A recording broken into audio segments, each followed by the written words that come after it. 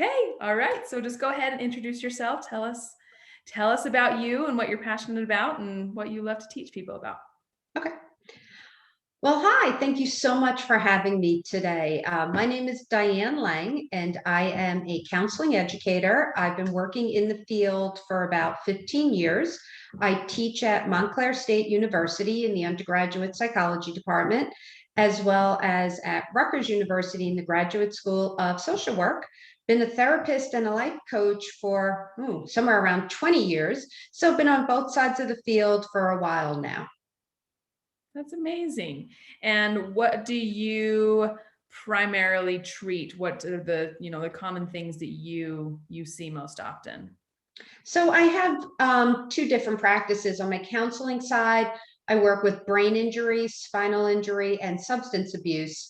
On the other side, my coaching practice, which is really what I specialize in for the last 5 years, is more about, I'd say, 30s to 60s, mostly female, dealing with transitions, shifts, dealing with the root issue of why they're having so much fear and having problems transitioning, dealing with the not just the beginning of how to move forward, but dealing with grieving the ending and, dealing with the underlying issues of feeling unworthy, not enough, not good enough, because that's usually the root issue for many of us with almost everything, whether it's anxiety, depression, or just moving forward and too much fear. There's usually that little thin line going through about not feeling worthy enough. Yeah, I can imagine, like, especially if you're transitioning. Like for me, it was transitioning into motherhood and Yeah. losing that identity of my, that self identity, Hmm. and like, oh, okay, now it's all about my children. And so so when someone's making a big transition, and maybe let's just start with maybe motherhood Okay. or something like that. And then maybe we can kind of progress down later into life, but explain like kind of why we feel that way and what we can be doing in this season, to be helping with that. So whether you're going into motherhood, which, it's funny because I have some clients right now who are pregnant who are in that stage. And then I have some clients who are going into the empty nest stage. This is the year they're dropping off their kids for college, or it's the last child going off to college. And either way, all transitions and shifts have, two sides, right? It's that really, I'm excited. This is great. I've been looking forward to this. And then on the other side, there's the, oh my God, it's the unknown. What do I do? What if I don't like it? It's out of my control. Um, so there's kind of, both sides to it. And as I said before, with every transition, with every shift, there's a beginning, which is very exciting, but there's also an ending. And I think for a lot of us, we look forward, which is amazing. We want to take action steps forward, look to the future, but we also need to look at the past and see where we're coming from and really kind of look at it and evaluate and say, okay, what was working pre this chapter, whatever chapter you're going into, whether it's motherhood, empty nest, a new job, a move, new relationship, whatever it is, it's looking at the past and saying, what worked for me? What didn't work for me? What do I want to take with me moving forward? And a lot of people, when they go through a shift, don't think like that. They don't go, oh, what did work in my life previously? Let's say I'm switching into a new job. What didn't work at the old job? Why did I leave or want to leave? What made me make the shift?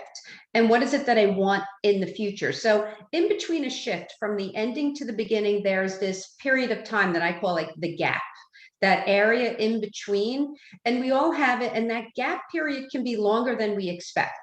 And there's nothing wrong. There's no time frame. So don't judge it. Don't put a time frame on it. Like I have to be done in 6 months. It is a grieving process. It's a moving forward process. And during that gap time, you could feel lost. You could feel stuck, stale, stagnation, because again, you're not sure what the future looks like and you're not sure how you're going to get there. And you have to think about, what do I want to take with me? And that includes not just things you've learned and lessons, but even people, like what relationships do I want coming forward? If you're in the middle of being pregnant and you're going to have a child soon, you want to think that way too. Like, what people do I want in my life? Because your kids learn through observation, role modeling, imitation. So the people you have in your life are the people that will be teaching them what's who they're going to become, because we develop most of our beliefs, patterns, habits by around 7, 8 years old. So who they spend the most time with is really valuable. So whether you're switching jobs, having a child, empty nest, it's who in my life do I want to bring with me? And what type of relationships do I want? And are there people that I will keep, but I need to set up different boundaries and limitations? What do I want my future to look like? And not again, not just for myself, but what do I want the world to look like around me, my environment? And again, that could be for your kids, but could also be for yourself because, well, moods and emotion. Let me try that again in English. Moods and emotions are contagious scientifically. So if I'm in a room and I'm surrounded by people who are constantly, I'm not talking about the having a bad day or going through a hard time, but are constantly drama driven, very filled with chaos, they're toxic, they're negative. If you're constantly around that, it does affect your mood. It will bring you down. And I know a lot of us, me included, I needed to learn this the hard way. I thought I'm the positive one. I'll go in, I'll lift everybody's spirits. Doesn't work that way because we all have what's called a negative bias. And we tend to see the negative, get stuck in the negative. So it's much easier for them to bring us down before we could actually bring them up. So really looking at your past and evaluating, what do I want to bring with me? What traits, what habits, what people, what lessons, working through that in the gap period, and then looking at the future and saying, okay, what do I want my world to look like and who do I want to be? And it's funny that we're talking about this because I was writing the other day, my journal, like we all do. I'm journal writing, and I realized that, we all want to be better than who we are today, right? Most of us want that. We don't want to compare ourselves to others. We just want to compare ourselves to where we were yesterday or last week, which is healthy. But I realized I don't even know what my best self would look like. I know what I want to look like step by step, but I don't have a full image of what my best self would look like because I don't really know how far I can go. And I Yeah. don't know what external situations are going to come up because we can't control everything around us. 10% of our life is external circumstances, things like, natural disasters, the pandemic, loss of a loved one, accidents, things we can't prepare or plan for, which can shift us. So I think it's hard when we put that pressure on ourselves to be the best self. I like it better when it's like, well, what's my best self for today? What's better than yesterday or last week, but not what's the ultimate? Because then we strive for perfection, and perfection leaves us in that unworthiness. Unworthy sneaks out in different ways, and perfectionism is definitely one of those ways. When we're trying to be perfect, it's unrealistic, it's not sustainable, it's not even possible, but yet we try to do that. And that keeps us in that feeling unworthy because we can't reach it. So really being realistic about it as well, and watching your time frames, making sure those are realistic and sustainable, and really about thinking about how can I be my best self today, not this huge unrealistic picture of, what your best self would be, because then we can really procrastinate. We can get it stuck in that negative cycle. And those are the things we don't want to do. I know that was a long answer for a question, but Oh my gosh, you gave us so much to like touch on and talk about, and I love that. So the first thing that I would love to touch on is the things in our past that we don't want to bring with us, okay. and particularly people. And because I can think of a lot of people in my past that, I've either made an unconscious effort or a conscious effort to not bring with me into my future. And Right. how do you kind of, if you're feeling like feelings of guilt, or Hmm. you're feeling like, okay, I loved that person once, like Hmm. why do I feel like I need to remove them from my life? How do you kind of deal with those feelings? So I know for me, I had to remove a friend who was a really long time friend, over 30 years. Hmm. And it was not an easy decision to make. And I don't want anybody to think it is. And the same with family, because it doesn't have to just be friendships, it can be family. What it really, it's taking some time. I mean, we don't just remove people because of one fight or because of one situation. It builds up. Mhm. So I wouldn't make a decision in a few months to just totally remove somebody unless they did something, really horrible, horrific. But we're talking about the typical things. So it's giving it the time to really think about what does this person give you in your life? And I don't mean material wise, give you like, how do they make you feel? Are they unconditional with you, with respect, love, being there, support? Are they somebody you can count on unconditionally and who you can trust unconditionally? Those are really big questions, because what happens is if we open up to somebody and we're vulnerable and we're authentic selves and they constantly reject us, dismiss our feelings, abandon us during it, it makes us feel worse. And again, it brings up those feelings of unworthiness. So it's really important to have people who make you feel good about yourself. And again, we all need to be realistic and realize people have bad days. So you want to look at the big picture. Is this person's behavior, is it a pattern? Have they constantly been treating me with disrespect or dismissing me or rejecting me? Betrayal, whatever is going on, or is this just a one-time thing because of a situation? Really being honest with yourself. Did you play a role, or do you need to take some responsibility for it? And the other thing I realize, like, even though I've ended a friendship at this moment, I don't look at anything as permanent, because I don't know what it will be. I'm not, I've forgiven, and that's part of it. When you forgive somebody, it doesn't mean you have a relationship with them. That's the first thing. A lot of people think if I forgive this person, we go back to the way we were. Not at all. Not at all. Forgiveness is for you, done by you. And the person doesn't even need to be in your life to forgive them. They could have moved to India, they could have passed on, you could just not talk, and you can still forgive them. But when you truly forgive somebody and accept that's who they are at this moment, it allows you to say, okay, right now, this is not healthy for me, but I don't know what next year, 5 years, 10 years will look like. And that's okay. You don't have to make it permanent, and you don't have to set up what the relationship looks like. It could go from a best friend to an acquaintance. It could be that you don't speak again, or it could actually in time strengthen the bond because you both realized what happened and worked towards it. Or maybe you just need a break. And 6 months to a year, 2 years later, you connect again. And that's okay too. There's no right or wrong, but it's knowing when something is toxic for you. And it could be because you changed as well. I don't want it to always be the other person. You could change. You could go through something, any kind of shift or transition that makes you reevaluate your life and realize that just doesn't work for me anymore. Or we've grown separately. Again, not that one person is better than the other, just differently. Your values have changed, what's important, priorities, and that can shift relationships. So it doesn't need to be judged, because when we judge it, then we feel guilt. I'm judging that person, I'm labeling, or I'm taking the blame, and now I feel like I'm a horrible person. It doesn't have to be like that. It could just be that both of you have shifted, or one person has shifted, and it no longer fits the way it did before. So that's okay. But if it's toxic and it's been toxic for a long time, it really is so unhealthy for you, and it causes more stress for you. And sometimes the person who is toxic doesn't even realize they're being it. They might have mental illness. They might be going through a tough time that has changed them and has made them toxic. Or again, maybe something in you has changed and now they've become toxic for you. You can't tolerate a behavior. I've watched how some of my clients have healed, and the more they heal, the less they want to be around other people that they used to connect to, because maybe the misery was the connection, the suffering was the connection. And one person chooses to heal and move forward, and the other person's just not ready.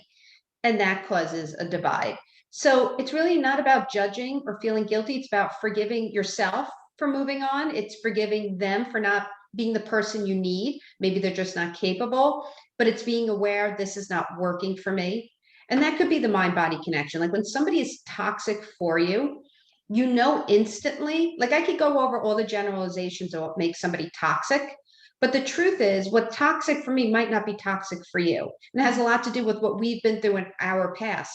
But the one common denominator is if I'm around somebody who's toxic for me, I feel it instantly on my body. However you hold stress, whether it's your shoulders, your whole body tenses up, you get a headache, your stomach turns, whatever it is. It could be through text, a phone call, an email, just knowing you're seeing them. You get that feeling, and it's constant. Again, we're not talking about it one or two times because you had a disagreement or somebody was going through a hard time. This is constant, and you want to use it. That's your inner warning system, your inner alarm system saying something's not working here. And you need to figure out what it is, but it's not working. And if you're constantly feeling that when you're around somebody, and then when you leave that person, whether again you hung up on the phone or you walked away from seeing them, and you feel worse about yourself, and that's happening frequently, that's a big sign that person is just toxic for you at the moment. And because we're always changing, that's the one constant in the world, it doesn't mean it'll always be like that. But at this moment, that's where it is, and that's okay. Don't judge it, don't label it, just be aware, observe it, and do the right thing for you. And it could be removing the relationship totally, or it could be just setting up boundaries and limitations. It could be forgiveness, but really make sure that the relationship is healthy for you. So use those two like warning signs. Do I feel worse about myself constantly when I walk away? And how do I feel mind body connection when I'm near them, or even talk to them, or even have to think about seeing them? What does it cause? And is this a pattern? Is this frequently, consistently? Then you know. I love that. That's beautiful. And I mean, as you're saying this, I'm thinking of circumstances in my life, and there is an actual physical response that you have, like, Yeah. oh no, here we go. Like, and I think, and that can happen just randomly too. But yeah, when it's that repetitive pattern, that's Mm-hmm. when it becomes something that you need to address. Before we end, I do want to touch on what you said then in the present. So staying, what is good for me right now, not like projecting, like having these like grand visions of what you want to become and what you want your life to look like, but Right. saying what is good for me right now. And talk about, I mean, I know it's probably similar to being anxious around a toxic person, but talk about that mind body connection and like really being in tune, and how we get to a place where we can notice those signs that our mind or our body is giving us, and recognize what to do with those. So one of the things I tell my clients to do is when they are noticing, observing, just being mindful, not judging, just being mindful of how they're feeling. So maybe somebody hurt their feelings, somebody offended them, maybe they didn't get the raise they wanted, maybe they're disappointed. We always tell you in like therapy, notice those, write down the words and phrases, which is very important because it allows you to be self-aware and know what your triggers are. But not just notice the words and phrases and what triggers you, notice how it makes you feel physically every time you're triggered.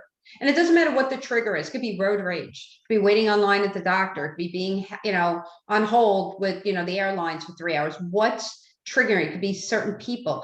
Notice what comes up for you mentally, emotionally, words and phrases, but notice what you feel physically, because that's how you notice where it is on your body. And it could change. Like for me, it always used to be my stomach. And a client expressed it perfectly when she said it. This was probably 10 years ago. It was like a light bulb. I'm like, oh my God, that's what I feel.